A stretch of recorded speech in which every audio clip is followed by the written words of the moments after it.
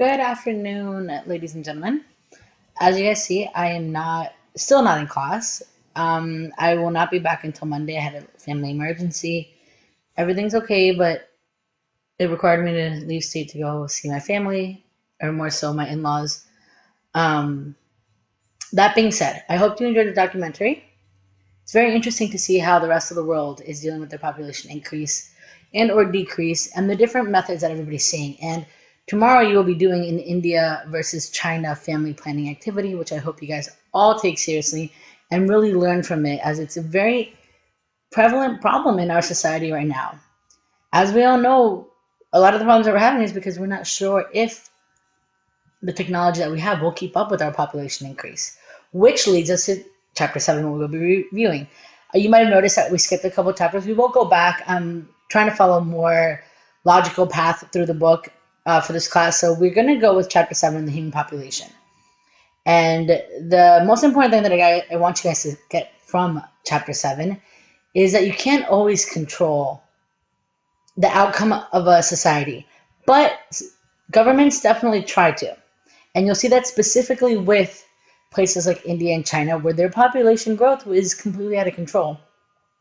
And they noticed that their economic stance in the world was not getting any better with such a high population growth. And they're trying to change it through two different methods. And that's something that you guys will study tomorrow when you look at it. One a little bit more humanistic, one a little bit more finite.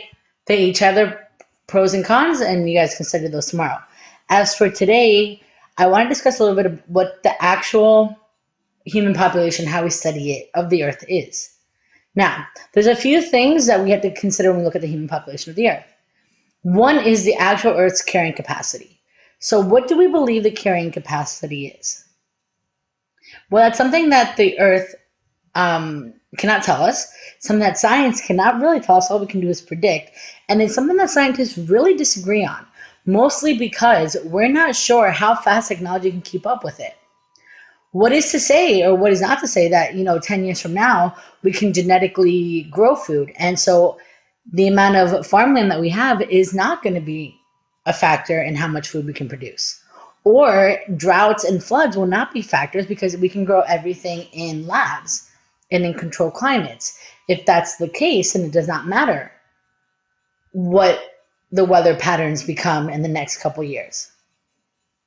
But we're not there yet. First, let's look at how many people are actually living on Earth. Now, if you notice right here at the beginning of, sorry, that's not what I wanted.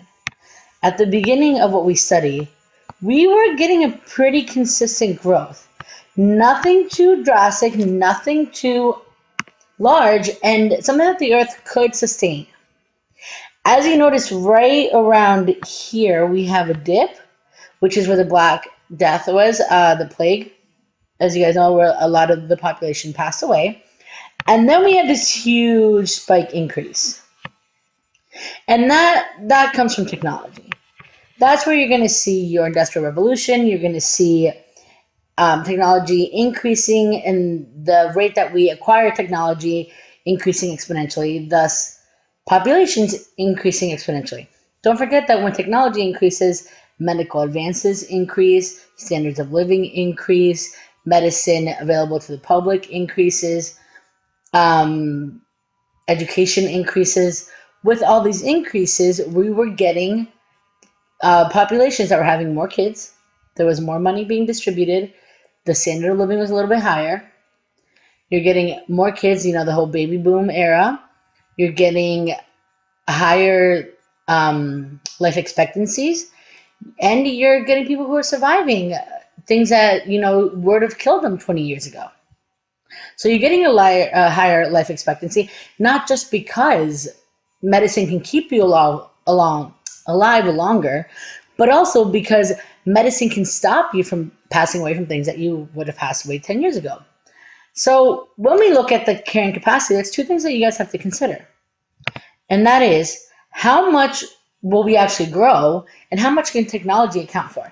So in this first one here that you see, we're looking for population increasing as it is right now, and we're looking at right here the food supply we will have. Notice it does not change. That means the technology is not affecting it. If that's the case, in a couple decades here, we will actually go into a food deficit, which means that there will not be enough food to sustain the population. Now, let's think about our population nowadays. Not everybody around us is getting the food that they need. But there is enough food on this earth to sustain the entire population. It's just not distributed out evenly. We've talked about this before. What happens when we go into a food deficit? Well, the people that didn't have food to begin with are not going to get any more food, right? It's not going to affect them that much. But the people who take lots of food, so we're talking about developed nations, higher nations, Europe, the United States, Canada, parts of Asia, places that are used to a high living style, will no longer be able to get that. It will truly require a lot more money for people to be able to feed their families. Now, in the second one here, which is also a popular scientific view, it says that the second that we start getting close to becoming deficit, innovation will kick in. We'll find some sort of technology that will keep up, and it will keep growing. And when we get close to over here, another technological advance will grow and go, always keeping us just slightly ahead of the population demands. With that being said, we're going to look at 5 different changes. 5 different changes that can drive the human population growth. Now, it's a little cut off here, and I apologize, but it's okay. I'll walk you guys through it. We start off with changes in population size. Now, the changes in population size have to do with how the population of a certain, let's say, country, state, city changes. And there's a couple things that we'll look at there. Then we have fertility. We also have life expectancy, which got cut off here, so I'm going to write it in right here. Life expectancy. We have age structure, which is extremely important to study because, as you guys saw in the video, what's one of the biggest problems that China has right now? It's not that their population is growing because it's actually starting to stabilize. But now they have an extremely high amount of elders and an extremely low amount of young people doing the work and trying to maintain all these elders. And it's a balance that will mess up the economy eventually. And finally, we have migration. So let's look at changes in population size. Now, when you're looking at the change in population size, what does that mean? Well, that means that we're looking at migration rates, immigration, and immigration. 2 things that a lot of you guys should know. The United States is a melting pot, and we've had a lot of immigration. As we've had a lot of immigration being people coming into the country, and emigration being people coming out of the country. When we look at the net migration rate, you're looking at the difference between how many people are coming in and how many people are coming out. So, for example, if I have, let's say, 20,000 people that migrate into a country, and that immigrate into a country, and I have 10,000 people that are going to emigrate out of the country, that's only going to give me a 10,000 net change between what I had before and now. The next thing to look at is your fertility. So this is your fertility, and the fertility is going to worry about your birth rates. So you're looking at how many births per 1,000 individual years are you getting? How many deaths are you getting?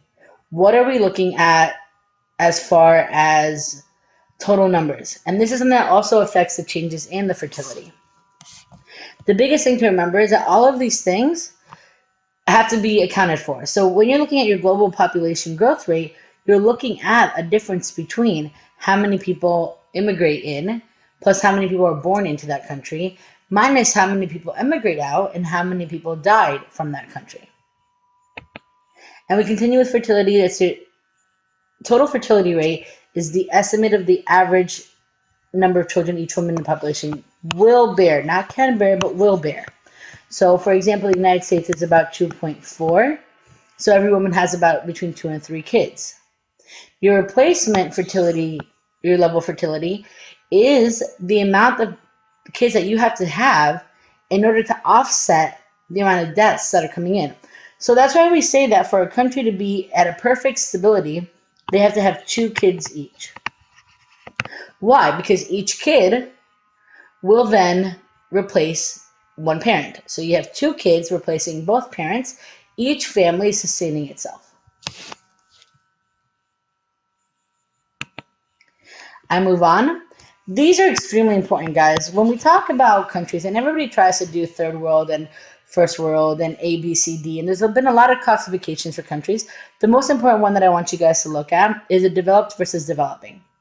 A developed country is somebody who has high levels of industrialization, high levels of income, and the best thing, or the best reason that they're called developed, is because they have a stabilized population. Same thing with developing. They're going to have low levels of industrialization, low levels of income, and they're going to have instability or unstable population. And that's the biggest difference between them. Then we look at your life expectancy. That should be pretty common, or pretty common sense. When you look at your life expectancy, it's the average number of years that an infant is expected to live.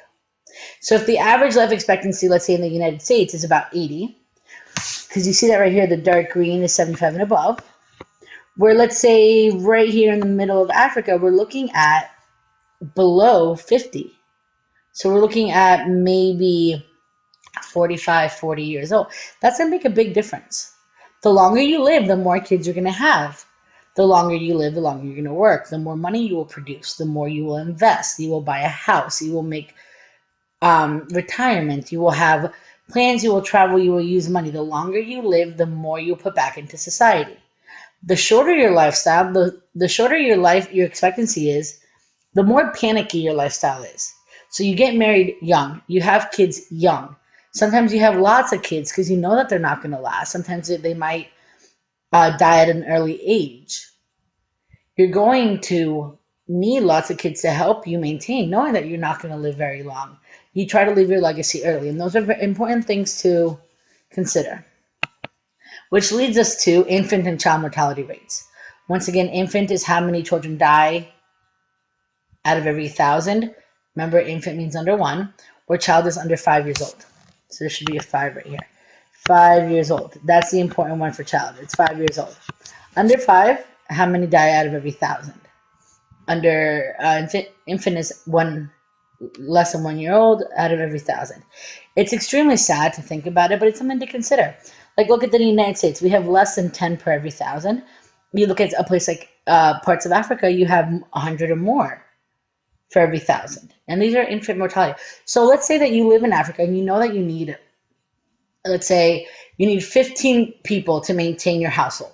So 4 go out hunting, 5 go out to get clean water, 3 go into the village for trading, 2 maintain the house. Whichever way it is, you need 15 people. That means that you and your wife have to have more than 15 kids, knowing that a good percentage of them will pass away before they hit 1 year old, before they hit 5 years old. So these are a few of the things that we consider when we look at a population growth. The final thing that we want to look at is age. We're looking at the age structure of a diagram. So how the age separates throughout the country. So let's look at like the United States. You'll notice in somewhere like the United States, it's pretty stabilized. That means that there is exactly one set of people at 40 that are going to replace a set at 45. It doesn't open up. When you have something like an open like this, like in India, that means that the population is constantly growing. That means that you have 65 times the amount down here that you do, let's say, right here. So it means that it's a growth. Somewhere like Germany and even China, you've had a dramatic stop. This little curve in means that the population has been halted. It has to stop. So these are the 5 different things that affect human population. And you can look at the equations that we look at, and they're in your book, and the PowerPoint is on Edline. So go ahead and do your work, and I will see you guys on Monday. Have a nice day.